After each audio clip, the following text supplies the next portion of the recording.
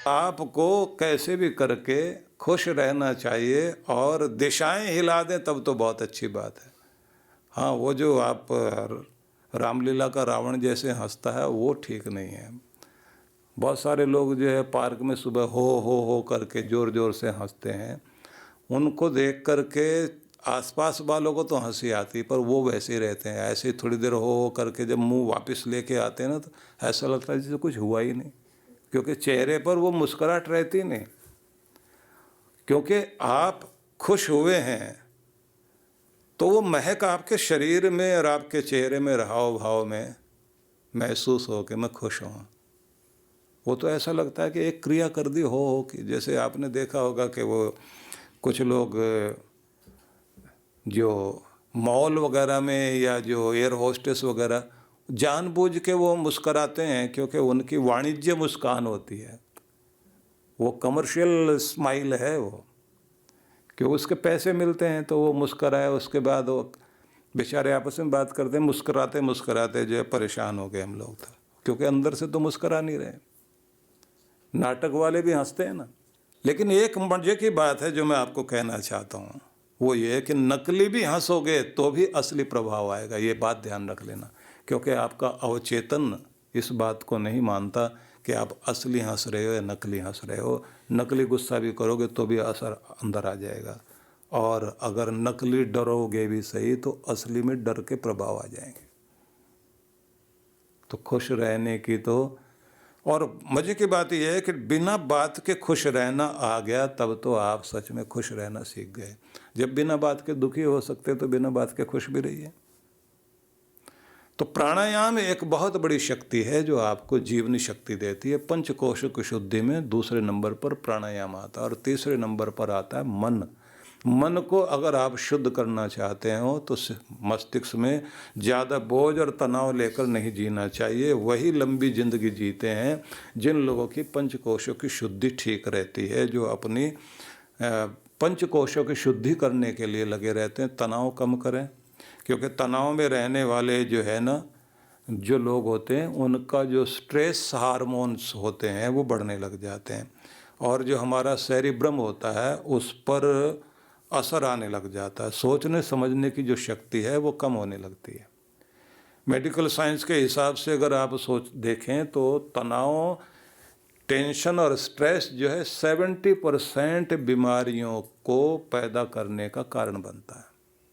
मन से आप जितने खुश रहेंगे अच्छा रहेगा, नहीं तो जितना स्ट्रेस लेंगे याददाश्त पर असर पड़ेगा, याददाश्त कमज़ोर होगी, आंखें कमज़ोर होगी, रेटिना पर भी बहुत गलत असर पड़ता है जिन लोगों को ज़्यादा तनाव में रहते हैं। हृदय पर असर पड़ने लग जाता है, सांस लेने में दिक्कत होने लग जाती है। जिनको हार्ट प्रॉब्लम रहती है वो अगर थोड़े से भी स्ट्रेस में रहेंगे तो और मामला ख़राब हो जाता है। और जिनकी कमर में दर्द रहता है, अगर किसी दिन वो ज़्यादा तनाव में है उस दिन दर्द बढ़ जाएगा, उनका कमर का दर्द और बढ़ जाएगा। आप समझ लीजिए कि महिलाओं को भी तरह तरह की जो बीमारियां होती हैं उन बीमारियों का भी एक कारण तनाव माना जाता है। बहुत ज़्यादा स्ट्रेस लेती हैं, सारा दिन सोचने का काम। तो एक तो सुबह सुबह सैर करना आदत बनाएं, और छोटी छोटी बातों में दुखी होने की आदत नहीं होनी चाहिए, खुश रहने की आदत बनाएं। और बातें बड़ी हों या छोटी हों, भूलो और आगे बढ़ो। तो जिन लोगों का मन ठीक रहता है वो समझ लीजिए कि हमेशा खुश रहते हैं। और एक बात और ध्यान रख लीजिए, आपके हाथ में अगर एक 300 ग्राम का वेट रखा जाए तो आपको कोई दिक्कत नहीं होती, और अगर आपको हाथ में 3 किलो का वेट भी रख दिया जाए तो भी आप उठा लोगे, 5 किलो का आप वेट उठा लोगे। लेकिन अगर 300 ग्राम ही हाथ सीधा करा कर ऐसे रखा जाए और कहा जाए 2 घंटे तक ऐसे ही रखना, तो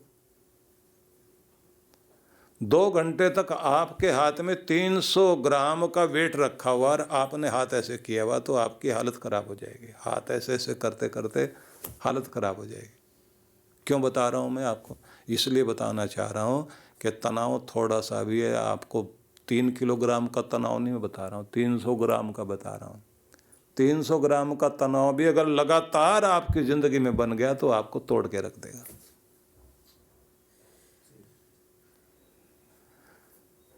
इसका मतलब क्या हुआ कि आप कितना भी स्ट्रेस ले सकते हो, स्ट्रेस आए और निकल जाए तब तो कोई बात नहीं, क्योंकि ऐसा कौन है दुनिया में जिसको स्ट्रेस नहीं आएगा। तनाव तो आएगा, ज़िंदगी है, इसमें रोज़ उतार चढ़ाव चढ़ेंगे। तो जितने भी उतार चढ़ाव आते हैं उनको देर तक टिका कर रखोगे तो फिर वो आपको तोड़ कर रख देगा। बहुत खतरनाक चीज़ होती है। लेकिन अगर आपने चिंता और तनाव को, दबाव को, डर को आने दिया और जाने दिया तो वो आपका कोई ज़्यादा नुकसान नहीं करेगा। लेकिन अगर आ गया और टिक गया तो फिर वो बहुत खतरनाक है। तो इसलिए तीसरी चीज़ हो गई, जिसको लंबा जीवन जीना है, क्योंकि मंत्र में तो ये कहा गया जीने की इच्छा करो और 100 वर्षों तक जीने की इच्छा करो। आपकी उम्र को कौन खा जाता है? तो तनाव खा जाएगा, चिंता खा जाएगी, स्ट्रेस खा जाएगा। यही तो चीज़ें हैं जो आपके ऊपर बहुत ज़्यादा असर डालती हैं, आदमी की उम्र को खा जाती हैं। जिन लोगों को मस्त रहने की आदत होती है, जो ऐसे बच्चे होते हैं ना जो कम बुद्धि वाले होते हैं, बड़ा लंबा जी लेते हैं। जो स्ट्रेस नहीं ले पाते बहुत लंबी जिंदगी जी लेते हैं।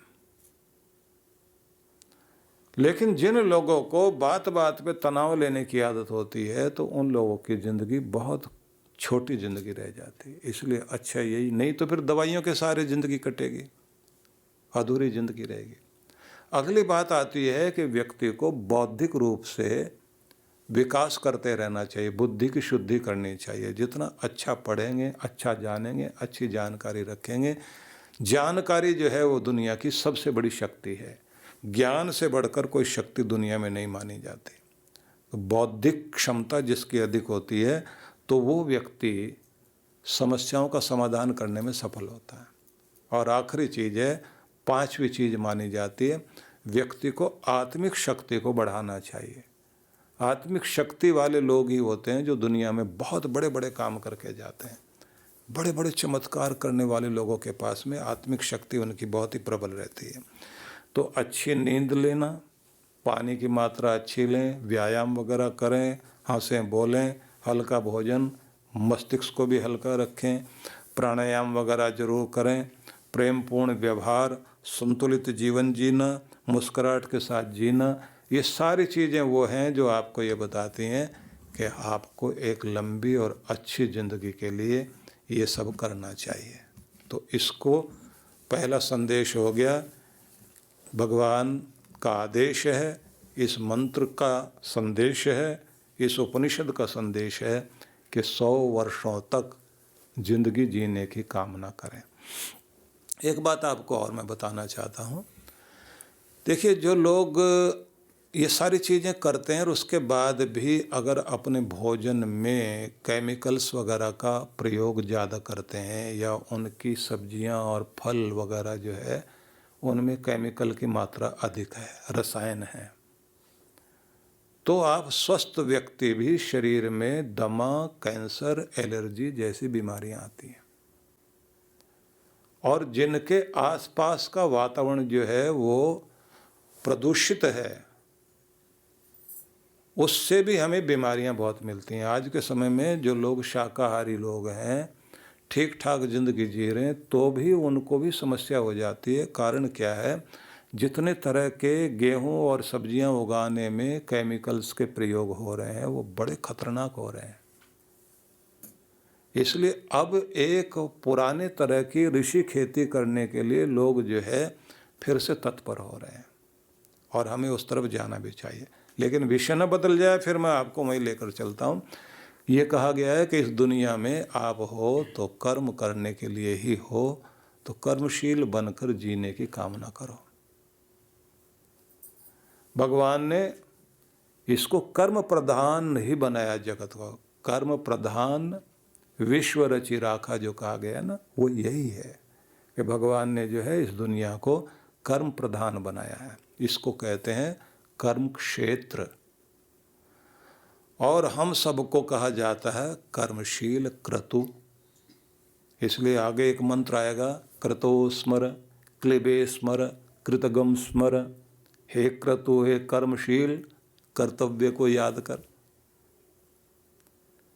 तो हमें कर्मशील और कर्मयोगी बनने के लिए कहा गया। और कहा गया तुम इस कुरुक्षेत्र में, कर्म क्षेत्र में क्रतु बनकर, कर्मशील बनकर आए हो और तुम्हें कर्म करने के लिए कर दिए गए हैं। कर मतलब हाथ, इन करों से करो, कर्म करो। और जब तक जिंदगी चलेगी आपके हाथ पांव चलने चाहिए।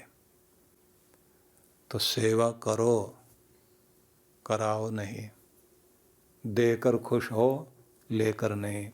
जिंदगी के आखिरी लम्हे तक स्वयं सेवक बनकर जीने की कामना करनी चाहिए, अगर जिंदगी को जी भर के जीना चाहते हो।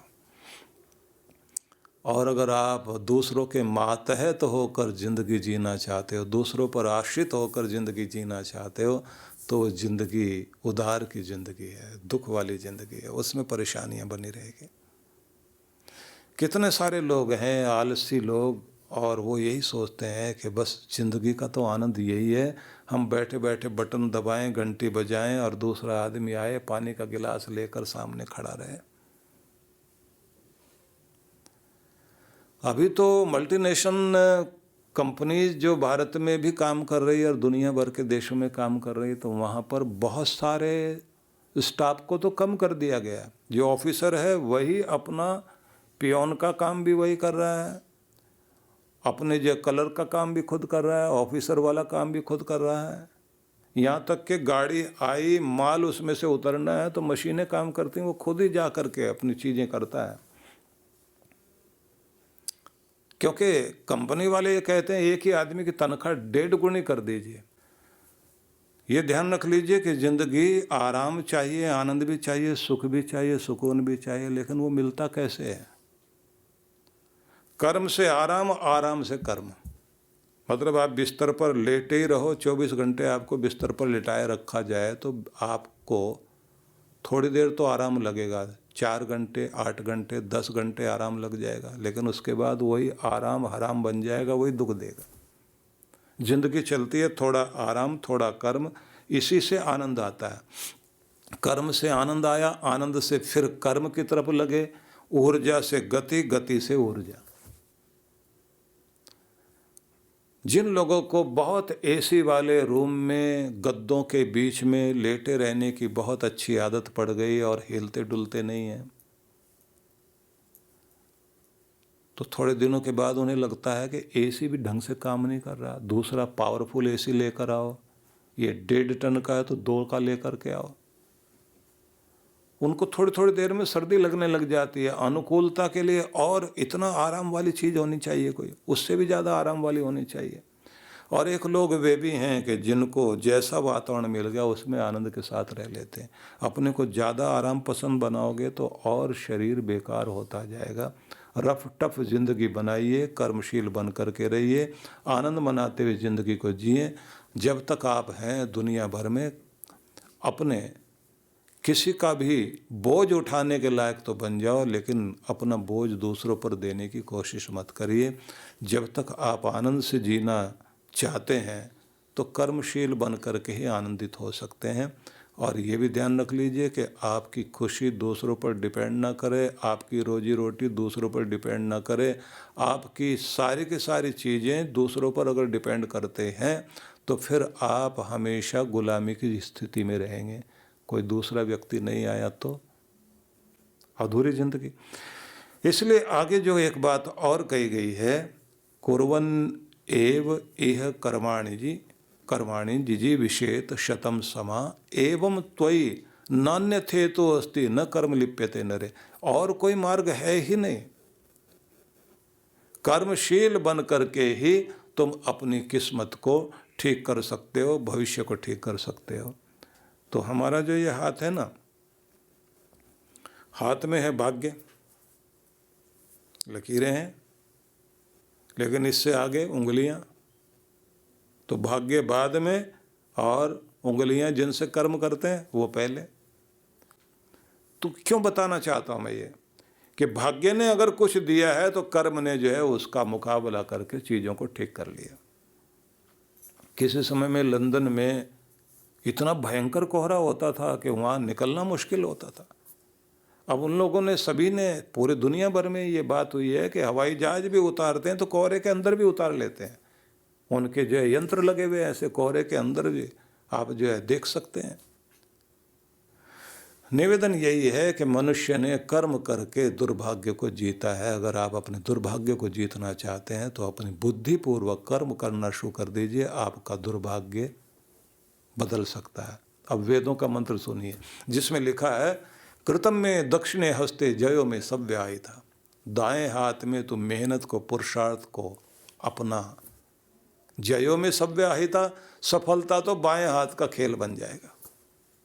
जीत तुम्हारे लिए बाएं हाथ का खेल बन जाएगी, मतलब दाएं हाथ में मेहनत, बाएं हाथ में सफलता। तो मंत्र ये कहता है कि तुम इस दुनिया में जीने के लिए आए हो, जी भर के जीना सीखो, एक बात। दूसरी बात कही है, कर्मशील बन करके जियो। और तीसरी बात ये कि कर्म भी करना, लेकिन इस बात को ध्यान में रख करके कि तुम्हारा कर्म तुम्हारे लिए बंधन का कारण न बने। बुद्धिपूर्वक, योजनापूर्वक आप इस दुनिया में कर्म करने वाले बने और शक्तिशाली बने, तब बात बनेगी। और अगली बात और भी अधिक ध्यान देने की है। स्वामी विवेकानंद बोलते थे कि अपने आप को शक्तिशाली बनाओ। वो कहते थे, तुम्हारी मांसपेशियां, तुम्हारे भुजदंड वो लोहे जैसे हो जाएं, व्यायाम करो, कि गीता तब तुम्हारे काम आएगी, उपनिषद तब तुम्हारे काम आएंगे। तुम्हारे भीतर तुम्हारे जो नस नाड़ियाँ हैं, उनमें वो गर्म खून शक्ति वाला बहना चाहिए कि तुम अपने आप को बलवान अनुभव करो। तब तुम्हें कृष्ण भगवान का प्रकांड ज्ञान और प्रतिभा और उनकी शक्ति जो तुम गीता पढ़ते हो, तब तुम्हें समझ में आएगी। क्योंकि निर्बल, निर्धन, दुखी, परेशान, कमज़ोर बन करके तुम जो ज्ञान लेना चाहते हो, वो ज्ञान भी ज्ञान नहीं, अपने अंदर शक्ति को भरो। तो उनका ये कहना था, कर्मशील व्यक्ति, शक्तिशाली व्यक्ति, कर्मयोगी व्यक्ति अपने को समर्थ बनाए, ऐसा व्यक्ति कृष्ण के संदेश को समझेगा। शक्ति वाला व्यक्ति कमज़ोर की सहायता करेगा। समृद्ध होकर के निर्धन का सहारा बना जा सकता है। कि अपने आप को कमज़ोर इंसान बनाकर मत जियो। अपने शरीर पर आप मजबूती से पांव जमाकर खड़े होने वाले बनो। एक बात और जो मैं आपको सबको निवेदन करना चाहता हूँ, बड़ी महत्वपूर्ण बात है। इस शरीर में जब तक आप इसको समर्थ बनाकर रखते हैं तो आपकी आत्मा इसमें आराम से रहती है। जिस दिन ये शरीर रहने लायक नहीं होता, आत्मा छोड़ के निकल जाती है। बिल्कुल उसी तरह से है जैसे कारपोरेशन वाले लोग जो पुराना मकान और बेकार मकान हो गया तो नोटिस भेजते रहते हैं और कहते रहते हैं, भैया मकान की देख रेख करो या खाली करो। तो तुम्हारा मकान समस्या पैदा कर सकता है, दूसरे के घर को तबाह कर सकता है। और ज़्यादा पुराना और ज़्यादा ख़राब हो जाए तो फिर नोटिस ही नहीं दिया जाता, मकान खाली कराया जाता है। तो कॉरपोरेशन की जगह तो समझ लीजिए भगवान। और हमसे मकान खाली कराया जाता है तो मतलब इस शरीर को कह दिया जाता है कि जब तुम्हारा रहने लायक नहीं रहा तो नोटिस तो पहले मिलने शुरू हो जाते हैं। ये बीमारियां नोटिस ही तो है। अपने शरीर को इस लायक बनाओ कि आत्मा इसमें रह सके, और कितने समय तक, 100 वर्षों तक। दूसरी बात कही है, कर्मशील बन करके जियो। और तीसरी बात ये कही गई, कर्म को ऐसे करो कि कर्म बंधन ना बने। और साथ में कहा, कर्म करते हुए जीने के लिए ही मार्ग है, और कोई मार्ग है ही नहीं। बड़ा प्यारा संदेश है भगवान का ये। सद्गुरु श्री सुधांशु जी महाराज द्वारा मानव सेवा को समर्पित संस्था विश्व जागृति मिशन वर्ष 1991 से धर्म, समाज एवं मानवता की सेवा में संलग्न है। यह संस्था 90 मंडलों, सेवा केंद्रों के माध्यम से न केवल भारत अपितु देश के बाहर अनेक देशों में सेवा के कार्य कर रही है। संस्था की स्थापना से लेकर अब तक विगत 30 वर्षों में जहां लोगों को सन्मार्ग पर प्रेरित करने के उद्देश्य से गुरुवर ने 7,000 से अधिक प्रवचन दिए हैं, वहीं देश के राज्य की राजधानियों व प्रमुख नगरों में लगभग 40 आश्रम, 25 मंदिर, सत्संग भवन व ध्यान साधना केंद्रों का निर्माण हुआ है। दिल्ली में करुणा सिंधु धर्मार्थ अस्पताल एवं फरीदाबाद के आरोग्य धाम अस्पताल में लाखों जरूरतमंद रोगियों का उपचार व ऑपरेशन किया गया है। अनाथ गरीब बच्चों के लिए सूरत में अनाथाश्रम, दिल्ली एवं कानपुर में गुरुकुल, फरीदाबाद में ज्ञानदीप विद्यालय, मुरादाबाद में सृजन प्राइमरी स्कूल, झारखंड के रुक्का खूंटी गांव में आदिवासी बच्चों के लिए 2 पब्लिक स्कूल समेत दिल्ली में उपदेशक महाविद्यालय भी बनाया गया है। इन शैक्षणिक संस्थाओं में लगभग 2500 बच्चों को शिक्षित व संस्कारित किया जाता है। दिल्ली के आनंदधाम आश्रम में जहां वृद्धाश्रम एवं वानप्रस्थ संचालित हैं, वहीं आश्रम की कामधेनु गौशाला में 125 गौओं की सेवा की जाती है।